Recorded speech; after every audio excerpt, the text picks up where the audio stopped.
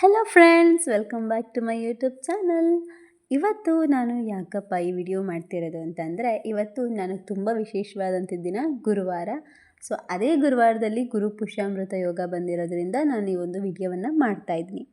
So ಇವತ್ತು ಗುರು ಪುಷ್ಯಾಮೃತ ಯೋಗ ಅಂದರೆ ಏನು, ಅದನ್ನು ಯಾಕೆ ನಾವು ಹಾಗೆ ಕರಿತೀವಿ ಅನ್ನೋದನ್ನು ತಿಳ್ಕೊಳ್ಳೋಣ ಬನ್ನಿ. ಮೊದಲಿಗೆ ಗುರು ಪುಷ್ಯಾಮೃತ ಯೋಗ ಅಂದರೆ ಏನು, ಯಾಕೆ ಕರಿತೀವಿ? ಸೊ ಇಲ್ಲಿ ನೋಡಿ, ವೈದ್ಯಕೀಯ ಜ್ಯೋತಿಷದ ಪ್ರಕಾರ ಗುರು ದೇವತೆಗಳ ಗುರು ಮತ್ತು ಜ್ಞಾನ ಭಾಗ್ಯ ಸಮೃದ್ಧಿಯ ಕಾರಕ. ಸೊ ವೈದ್ಯಕೀಯ ಜ್ಯೋತಿಷಗಳ ಪ್ರಕಾರ ಅವ್ರು ಏನು ಹೇಳ್ತಾರೆ ಅಂದರೆ, ಇಲ್ಲಿ ಗುರು ಬಂದು ಬೃಹಸ್ಪತಿ ಗುರುಗಳು, ಅವರು ದೇವತೆಗಳ ಗುರು ಆಗಿರ್ತಾರೆ ಮತ್ತು ಅವರು ಜ್ಞಾನ ಭಾಗ್ಯ ಮತ್ತು ಸಮೃದ್ಧಿಯ ಕಾರಕ ಆಗಿರ್ತಾರೆ. ಪುಷ್ಯ ನಕ್ಷತ್ರದ ಅಧಿಪತಿ ಶನಿದೇವರೇ ಆಗಿರ್ತಾರೆ. ಆದರೆ ಅದರ ಅಧಿಪತಿ ಶನಿದೇವರೇ ಆಗಿದ್ದರೂ ಕೂಡ ಅದರ ದೇವತೆ ಮಾತ್ರ ಬೃಹಸ್ಪತಿಗಳು. ಪುಷ್ಯ ನಕ್ಷತ್ರ 27 ನಕ್ಷತ್ರಗಳು ಏನಿದೆ ಅಲ್ವಾ, ಆ 27 ನಕ್ಷತ್ರಗಳಲ್ಲೂ ಅತ್ಯಂತ ಪವಿತ್ರವಾದ ನಕ್ಷತ್ರ ಪುಷ್ಯ ನಕ್ಷತ್ರ. ಸೊ ಅದಕ್ಕೆ ಪುಷ್ಯ ನಕ್ಷತ್ರನ ನಕ್ಷತ್ರ ರಾಜ ಅಥವಾ ನಕ್ಷತ್ರಗಳ ರಾಜ ಅಂತ ಕೂಡ ಕರೀತಾರೆ. ದೇವಗುರು ಬೃಹಸ್ಪತಿಯು ಪುಷ್ಯ ನಕ್ಷತ್ರದಲ್ಲೇ ಜನಿಸಿದನು ಎಂದು ಪುರಾಣಗಳು ಕೂಡ ಹೇಳುತ್ತೆ. ದೇವತೆಗಳ ಗುರು ಆಗಿರುವಂತಹ ಬೃಹಸ್ಪತಿಗಳು ಪುಷ್ಯ ನಕ್ಷತ್ರದಲ್ಲೇ ಹುಟ್ಟಿರೋದು ಅಂತ ಒಂದು ಪುರಾಣದಲ್ಲಿ ಹೇಳ್ತಾರೆ. ಆದ್ದರಿಂದ ದೇವಗುರುವಿನ ದಿನವಾದ ಗುರುವಾರ ಮತ್ತು ಅವನದೇ ನಕ್ಷತ್ರವಾದ ಪುಷ್ಯ ನಕ್ಷತ್ರ ಒಂದೇ ದಿನ ಸೇರಿದಾಗ ಅಲ್ಲಿ ಅಪಾರವಾದ ದೈವಿಕ ಶಕ್ತಿ ಸೃಷ್ಟಿಯಾಗುತ್ತದೆ.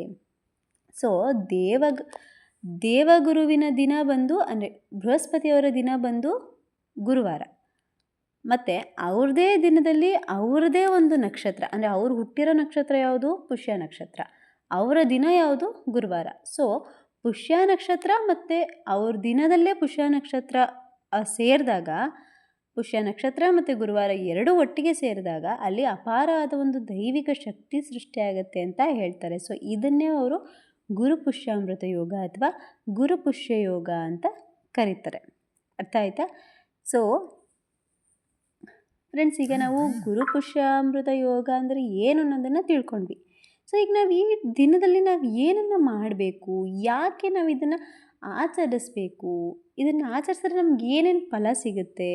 ಮೊದಲನೇದಾಗಿ ಇದನ್ನು ನಾವು ಆಚರಿಸೋದ್ರಿಂದ ನಮಗೆ ಒಂದು ಅಕ್ಷಯ ಫಲ ಅಂದರೆ ಈ ಶುಭ ಮುಹೂರ್ತದಲ್ಲಿ ನಾವು ಈ ಒಂದು ಒಳ್ಳೆಯ ದಿನದಲ್ಲಿ ನಾವು ಯಾವುದೇ ಕೆಲಸ ಅಥವಾ ಯಾವುದೇ ಸತ್ಕಾರ್ಯ, ಹೂಡಿಕೆ ಅಥವಾ ಪೂಜೆ ಏನೇ ಮಾಡಿದ್ರೂ ಅದು ಮಲ್ಟಿಪಲ್ ಆಗುತ್ತೆ, ಅಂದರೆ ಅದು ಅಕ್ಷಯ ಆಗುತ್ತೆ, ಅಂದರೆ ದುಪ್ಪಟ್ಟಾಗುತ್ತೆ ಅಂತ ಹೇಳ್ತಾರೆ. ನೆಕ್ಸ್ಟ್, ಶಾಶ್ವತ ಸಮೃದ್ಧಿ. ಈ ದಿನ ನಾವು ಮನೆಗೆ ಏನೇ ಒಂದು ವಸ್ತುವನ್ನು ತಂದರೂ ಅದು ನಮಗೆ ದೀರ್ಘಕಾಲದವರೆಗೆ ಸೌಭಾಗ್ಯವನ್ನು ನೀಡುತ್ತೆ, ನಮಗೆ ಒಂದು ಒಳ್ಳೆಯದನ್ನು ಮಾಡುತ್ತೆ, ದೀರ್ಘಕಾಲದವರೆಗೆ ಅದು ನಮ್ಮನ್ನ ಕಾಯುತ್ತೆ ಅಂತ ಹೇಳ್ತೀವಿ. ನೆಕ್ಸ್ಟ್, ದೋಷ ನಿವಾರಣೆ. ಈಗ ಕೆಲವರಿಗೆ ಜಾತಕದಲ್ಲಿ ದೋಷ ಇರುತ್ತೆ, ಗ್ರಹ ದೋಷ, ಗುರುದೋಷ, ಏನೋ ಒಂದು ದೋಷ ಇರುತ್ತೆ ಅಂತ ಅಂದ್ಕೊಳ್ಳಿ. ಈ ದಿನ ಗುರುವಿನ ಪೂಜೆ ಮಾಡೋದ್ರಿಂದ ಅಥವಾ ಗುರುವಿನ ಸ್ಮರಣೆ ಮಾಡೋದ್ರಿಂದ ಆ ಒಂದು ಜಾತಕದಲ್ಲಿರುವಂಥ ದೋಷ ಏನು ದೋಷ ಇರುತ್ತೋ ಅದು ಅದರ ಶಕ್ತಿಯನ್ನು ಕಳ್ಕೊಳ್ಳುತ್ತೆ ಮತ್ತು ಆ ದೋಷ ನಿವಾರಣೆ ಆಗುತ್ತೆ ಅಂತ ಹೇಳ್ತಾರೆ. ಈ ದಿನ ಗುರುವಿನ ಆರಾಧನೆಯಿಂದ ಗುರುಗಳ ಆಶೀರ್ವಾದ ಸಿಗುತ್ತೆ ಮತ್ತು ಜಾತಕದ ದೋಷ ನಿವಾರಣೆ ಆಗುತ್ತೆ ಅಂತ ಹೇಳ್ತಾರೆ. ನಕಾರಾತ್ಮಕ ಶಕ್ತಿಯ ನಾಶ ಅಂದರೆ ಇದು ಮೊದಲಿಗೆ ಸ್ವಯಂ ಸಿದ್ಧ ಮುಹೂರ್ತವಾಗಿದ್ದು ಇಡೀ ದಿನದಲ್ಲಿ ಯಾವುದೇ ಕೆಟ್ಟ ಶಕ್ತಿಗಳು ಪ್ರಭಾವ ಬೀರಲು ಸಾಧ್ಯವಿಲ್ಲ. ಸೊ ಇದು ಮೊದಲೇ ಸಿದ್ಧ ಮುಹೂರ್ತದಲ್ಲಿರುತ್ತೆ. ಸೊ ಈ ದಿನ ಯಾವುದೇ ಒಂದು ಕೆಟ್ಟ ಶಕ್ತಿಗಳ ಆಟ ಮನೆಯಲ್ಲಿ ನಡೆಯೋದಿಲ್ಲ, ಯಾವುದೇ ಕೆಟ್ಟ ಶಕ್ತಿಗಳ ಪ್ರಭಾವ ನಿಮ್ಮ ಮೇಲೆ ಬೀರಕ್ಕೆ ಸಾಧ್ಯನೇ ಇಲ್ಲ ಅಂತ ಹೇಳ್ತಾರೆ.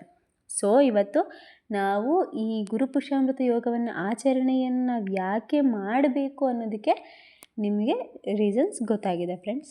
ನೆಕ್ಸ್ಟು ಯಾಕೆ ಮಾಡಬೇಕು ಅಂತ ತಿಳ್ಕೊಂಡ್ವಿ ಅಲ್ವಾ, ಏನನ್ನು ಮಾಡಬೇಕು, ಯಾಕೆ ಮಾಡಬೇಕು ಅಂತ ತಿಳ್ಕೊಂಡ್ವಿ. ಸೊ ಈಗ ಹೇಗೆ ಮಾಡಬೇಕು, ಏನು ಮಾಡಬೇಕು ನಾವು ಈ ದಿನ ಅಲ್ವಾ, ಏನು ಮಾಡಬೇಕು ಅನ್ನೋದು ಸಹ ನಮ್ಗೆ ತಿಳಿಬೇಕು. ಸೊ ಈ ದಿನ ನಾವೇನು ಮಾಡಬೇಕು ಅಂತ ನೋಡೋಣ ಬನ್ನಿ.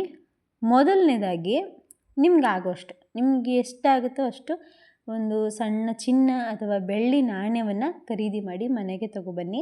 ಹಿಂಗೆ ನಿಮ್ಮ ಶಕ್ತಿ ಅನುಸಾರ ಎಷ್ಟಾಗುತ್ತೋ ಅಷ್ಟು ಒಂದು ಸಣ್ಣ ಬೆಳ್ಳಿ ನಾಣ್ಯ ಆಗಿರ್ಬೋದು ಅಥವಾ ಚಿನ್ನದ ಏನಾದರೂ ಆಗಿರ್ಬೋದು, ಮನೆಗೆ ಅದನ್ನು ಖರೀದಿ ಮಾಡಿ ಮನೆಗೆ ತಗೊಬನ್ನಿ. ನೆಕ್ಸ್ಟು ಹೊಸ ವ್ಯಾಪಾರ ಅಥವಾ ಶೇರ್ ಮಾರ್ಕೆಟ್ ಏನೇ ಆರಂಭಿಸಬೇಕಾದ್ರೆ ಇವತ್ತು ಒಳ್ಳೆ ದಿನ ಇರುತ್ತೆ ನೋಡಿ ಫ್ರೆಂಡ್ಸ್. ಇವತ್ತು ಹೂಡಿಕೆ ಮಾಡೋಕ್ಕೆ ಅತ್ಯುತ್ತಮವಾದ ದಿನ. ಇವತ್ತು ತುಂಬಾ ಒಳ್ಳೆಯ ದಿನ. ವ್ಯಾಪಾರ ವ್ಯವಹಾರ ಏನೇ ಆಗಿರ್ಬೋದು, ಪ್ರಾಪರ್ಟೀಸ್ ಸಂಬಂಧಪಟ್ಟಂತೆ ಏನೇ ಆಗಿರ್ಬೋದು, ಅದನ್ನು ಮಾಡಲಿಕ್ಕೆ ಇವತ್ತು ತುಂಬಾ ಒಳ್ಳೆಯ ದಿನ ಆಗಿರುತ್ತೆ. ಇಲ್ಲ ಹೊಸ ಗಾಡಿ ತೊಗೊಳಕ್ಕಾಗ್ಬೋದು, ಲ್ಯಾಪ್ಟಾಪ್ ಅಥವಾ ಮೊಬೈಲ್ ಏನಾದರೂ ಆಗಿರ್ಬೋದು, ಎಲೆಕ್ಟ್ರಾನಿಕ್ ವಸ್ತುಗಳನ್ನ ನೀವು ಏನೇ ತೊಗೋಬೇಕಾದ್ರೂ ಇವತ್ತು ತುಂಬಾ ಒಳ್ಳೆಯ ದಿನ ಆಗಿರುತ್ತೆ. ಸೊ ಇವತ್ತು ಯಾರ ಪೂಜೆ ಇವತ್ತು ವಿಶಿಷ್ಟ? ಲಕ್ಷ್ಮೀನಾರಾಯಣ ಪೂಜೆ ಇವತ್ತು ತುಂಬಾ ಶ್ರೇಷ್ಠ ಅಂತ ಹೇಳ್ಬೋದು ನಾವು. ಶ್ರೀ ವಿಷ್ಣು ಮತ್ತು ಮಹಾಲಕ್ಷ್ಮಿಗೆ ಇವತ್ತು ಕೇಸರಿಯ ಹಾಲಿನಿಂದ ಅಭಿಷೇಕ ಮಾಡಿ ಹಳದಿ ಬಣ್ಣ ಹೂಗಳು ಮತ್ತು ಸಿಹಿ ತಿಂಡಿಗಳನ್ನು ನೈವೇದ್ಯ ಕೊಡಿ ಫ್ರೆಂಡ್ಸ್. ಹೇಳ್ತಾ ಇದ್ದೀನಿ, ಇವತ್ತು ಲಕ್ಷ್ಮೀನಾರಾಯಣ ಸ್ವಾಮಿಗೆ ಕೇಸರಿ ಹಾಲನ್ನು ನೀವು ಅರ್ಪಿಸಬೇಕಾಗುತ್ತೆ. ಸೊ ಅವ್ರಿಗೆ ಹಳದಿ ಬಣ್ಣದ ಹೂಗಳು ಮತ್ತು ಸಿಹಿ ತಿಂಡಿಗಳನ್ನು ಇವತ್ತು ಅವ್ರಿಗೆ ಅರ್ಪಿಸಬೇಕಾಗುತ್ತೆ ಫ್ರೆಂಡ್ಸ್. ಗುರುವಿಗೆ ಇಷ್ಟವಾದ ಬಣ್ಣ ಗುರುವಿನ ಬಣ್ಣ ಹಳದಿ ಬಣ್ಣ. ಸೊ ಅವರಿಗೆ ಇವತ್ತು ಹಳದಿಯ ಸಿಹಿ ತಿಂಡಿಗಳು ಅಥವಾ ಪಾಯಸ ಏನಾದರೂ ನೈವೇದ್ಯವನ್ನು ಮಾಡಿ ಕೊಡಬೇಕಾಗತ್ತೆ. ಸೊ ಇವತ್ತು ಯಾವ ಮಂತ್ರವನ್ನು ಪಠಿಸಬೇಕು? ಗುರುವಿನ ಮಂತ್ರವಾದ ಓಂ ಗ್ರಾಂ ಗ್ರೀಂ ಗ್ರೌಂ ಸಂ ಗುರವೇ ನಮಃ ಅಥವಾ ವಿಷ್ಣು ಸಹಸ್ರನಾಮವನ್ನು ಪಠಣೆ ಮಾಡಿ. ಇವತ್ತು ತುಂಬಾ ಒಳ್ಳೆಯದಾಗಿರುತ್ತೆ, ತುಂಬಾ ಒಳ್ಳೆಯದಾಗುತ್ತೆ ಕೂಡ.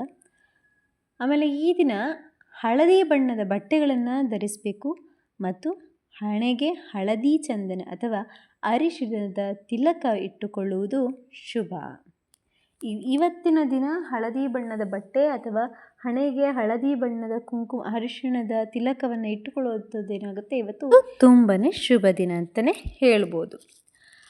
ಸೊ ಗುರು ಹಿರಿಯರ ಆಶೀರ್ವಾದ, ನಿಮ್ಮ ತಂದೆ ತಾಯಿ ಅಥವಾ ಗುರುಗಳು ಯಾರೇ ಆಗಿರ್ಬೋದು ಅಥವಾ ಹಿರಿಯರೇ ಆಗಿರ್ಬೋದು, ಅವ್ರ ಕಾಲಕ್ಕೆ ಬಿದ್ದು ಆಶೀರ್ವಾದವನ್ನು ಪಡ್ಕೊಳ್ಳಿ. ಇವತ್ತು ಗುರು ಪುಷ್ಯಾಮೃತ ಯೋಗ ಗುರುಗಳ ದಿನ ಆಗಿರೋದ್ರಿಂದ ಗುರುವಿನ ಆಶೀರ್ವಾದ ಸಿಗೋದು ತುಂಬಾ ಪುಣ್ಯ ಫಲ ಸಿಗ್ದಂಗೆ ಆಗುತ್ತೆ, ತುಂಬಾ ಒಳ್ಳೆಯದಾಗುತ್ತೆ.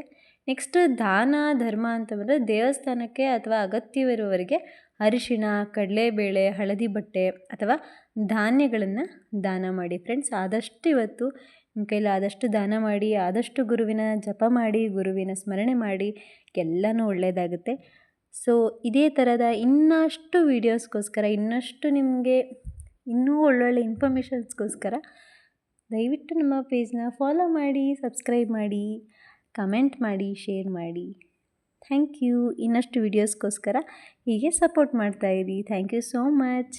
ಆದಷ್ಟು ಇವತ್ತು ಗುರುವಾರ ಗುರು ಪುಷ್ಯಾಮೃತ ಯೋಗ ಇರೋದ್ರಿಂದ ಗುರುಗಳು ನಿಮ್ಮೆಲ್ಲರ ಬೇಡಿಕೆಯನ್ನು ಈಡೇರಿಸಲಿ ಅಂತ ಕೇಳ್ಕೊಳ್ತಾ ಇಲ್ಲಿಗೆ ನನ್ನ ಈ ಒಂದು ವಿಡಿಯೋನ ಮುಗಿಸ್ತಾ ಇದ್ದೀನಿ. So thank you so much. ಇಷ್ಟೊತ್ತು ನನ್ನ ಒಂದು ಮಾತನ್ನು ಕೇಳಿಸ್ಕೊಂಡಿದ್ದಕ್ಕೆ ಥ್ಯಾಂಕ್ ಯು ಸೋ ಮಚ್.